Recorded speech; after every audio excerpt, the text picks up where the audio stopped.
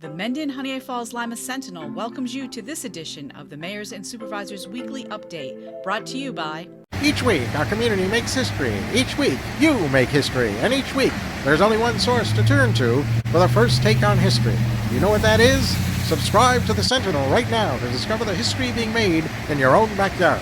The Mendon-Honeoye Falls-Lima Sentinel. More than just your news, it's your history. Welcome, everyone, to this week's edition of the Mayors and Supervisors Update. I'm Chris Carosa, publisher of the Mendon-Honeoye Falls-Lima Sentinel, and each week we bring you the goings-on in the towns and villages that we cover. This week we'll be starting with Mike Falk in the town of Lima. Mike, what's going on in Lima this week? Hello, Chris. Thanks for hosting us again. So this past week, you may have seen that there was some activity going on around the town water districts up in districts 1, 2, and 3. So Martin Road, Bromley, and Rochester Street north of the village.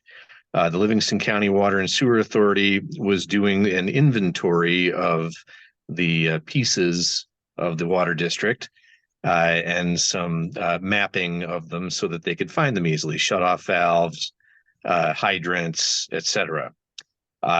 As they were doing so, they actually found a sheared off hydrant that had been obscured by some brush and repaired it. So good for them.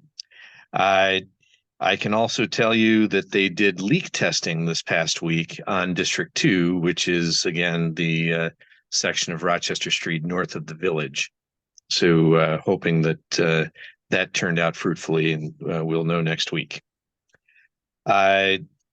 February 14th was not only Valentine's Day, but it was approval day for the Livingston County-wide water project that's going to be bringing water down to Leicester and York and that area because of the wells that were contaminated in the salt mine collapse.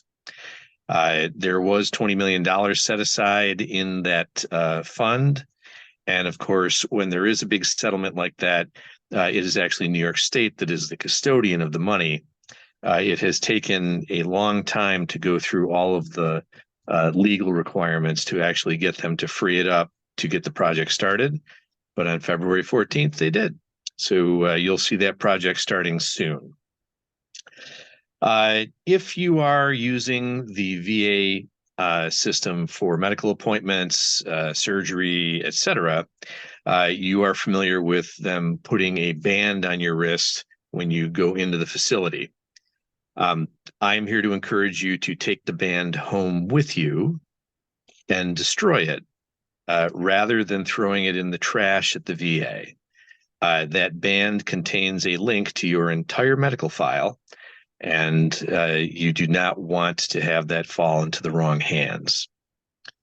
And lastly, April 8th is coming, and so do not forget, you will need eclipse glasses if you want to view the eclipse.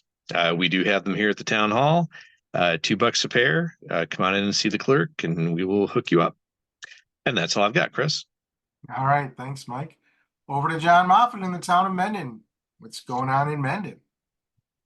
Well, getting a little news out early today. First of all, there is a bridge on Taylor Road that even though Taylor Road is a town road, the bridge belongs to Monroe County, and they are going to replace that bridge in the spring of 2025. And it'll take about a month, and they'll have some detour signs up, and you'll be hearing more of that as it gets closer, but I did want to make everybody aware of that. The second thing I wanted to mention was regarding one of our local scouts.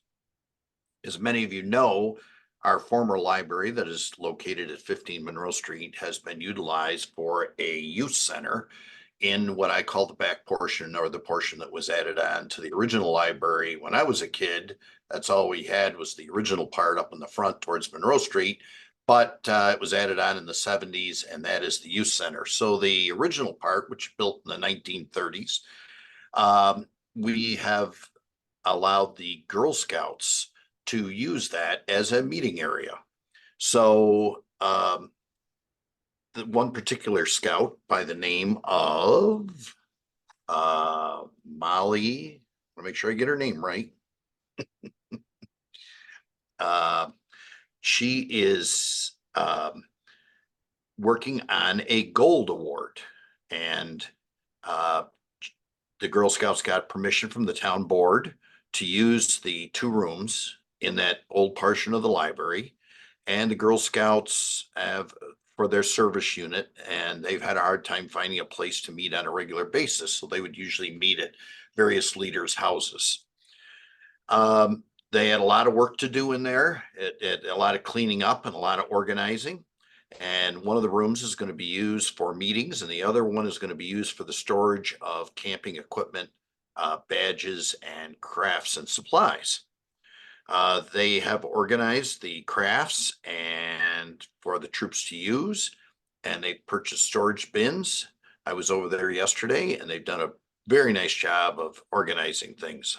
I think I'd like to hire them personally. They are also doing some work on the exterior, like painting the railings that are on the stairs going up to the front door.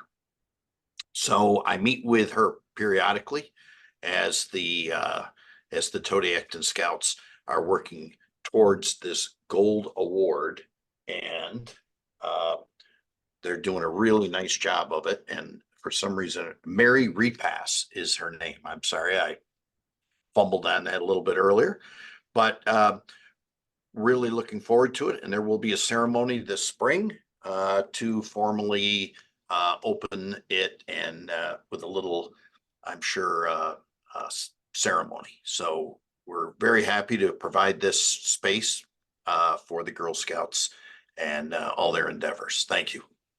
All right. Thanks, John. Mike, anything more? Nope, that's it. So thank you both for being here today. Thank you all for listening. Remember, this airs every Sunday at 1 o'clock, and you can see it on our Facebook page or YouTube channel. Like the page or subscribe to the channel.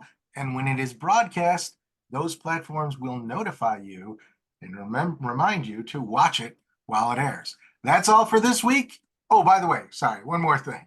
If you don't like to watch the video and you'd rather read it, the transcript's in next week's paper. So there we go. Every week we have the transcript in the paper. That's it. Now we're done. Bye-bye. We'll see you all next week.